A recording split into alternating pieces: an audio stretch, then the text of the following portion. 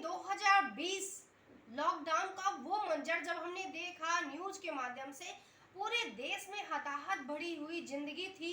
लोग कह रहे हैं ना, तिल तिल को मर रहे थे, दो दो रोटी को परेशान थे। बातें चाहे जितनी हो जाए दोस्त, लेकिन फैक्ट ये है कि आज भी कई सारे घर ऐसे हैं जहां अगर सुबह रोटी बनती है तो रात में दो रोटी के लिए सोचना पड़ता है। तो जब ऐसी स्थिति आई तो मेरे मन में एक विचार आया कि हम राजनीति में आए थे, बहुत सारी पूरी सब्जी भी हमने बंटवाया, लेकिन आपको भी पता है कि कोई अपने घर से कितने दिन किसी को खिला सकता है। एक दिन, दो दिन, एक महीना, 2 महीने, इससे ज़्यादा जीवन पर्यंत आप किसी का पेट नहीं भर सकते। फैक्ट ही है, इतनी महंगाई है कि। तो फिर हमारे मन में ये विचार आया कि हम जिस उद्देश्य को लेके राजनीति में आए थे, आज क्या वो हमारा उद्देश्य पूरा हो रहा है?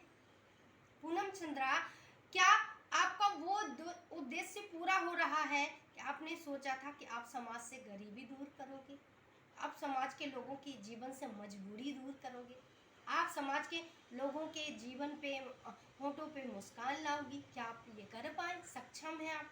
तो जवाब आया कि नहीं। मेरी आत्मा से आवाज है कि नहीं, क्योंकि राजनीति में रह के मैं पूरे देश की जनता के लिए शायद जीवन में कुछ भी नहीं कर सकती। तो फिर मेरे मन में आया कि मुझे क्या ऐसा करना चाहिए।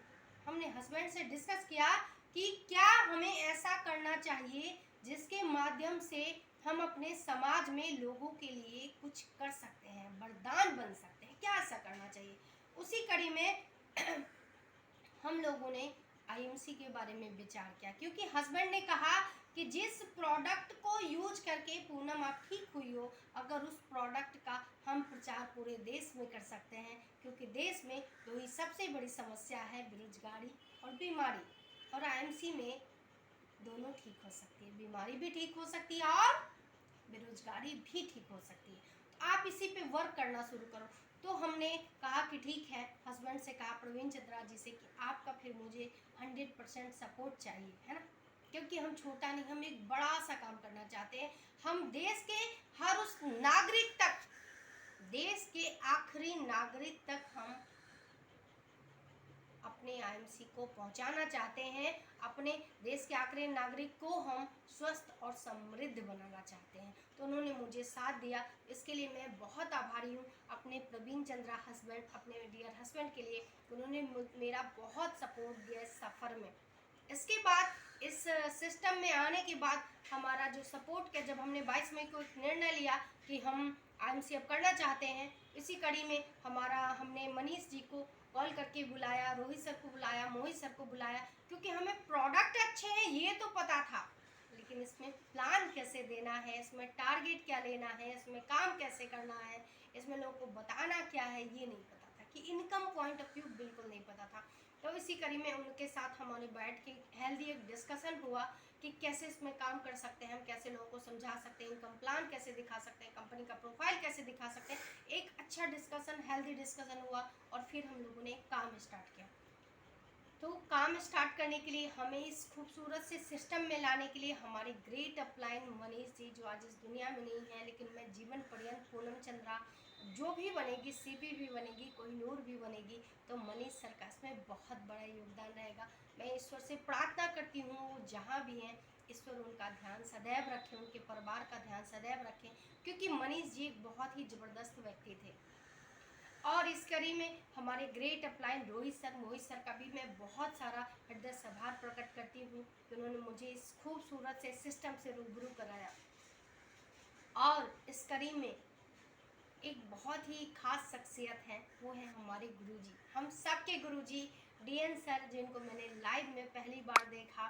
क्योंकि जब मैंने काम स्टार्ट किया तो मुझे लगा कि, क्योंकि उस टाइम लॉकडाउन का समय था, तो मीटिंग सेमिनार नहीं हो रहा था, तो ये हुआ कि जानकारी कैसे मिलेगी, कैसे समझ में आएगा कि आईएमसी कैसे करना है। तो मनीष जी ने हमें इस ज्ञानदायी पेज के बारे में बताया, और इस पर हमने गुरु जी के सुनना शुरू किया। बहुत सारे हमारे चेयरमैन एवं लीडर आए जिनको हमने सुना, और हमें बहुत सारा अच्छा लगा।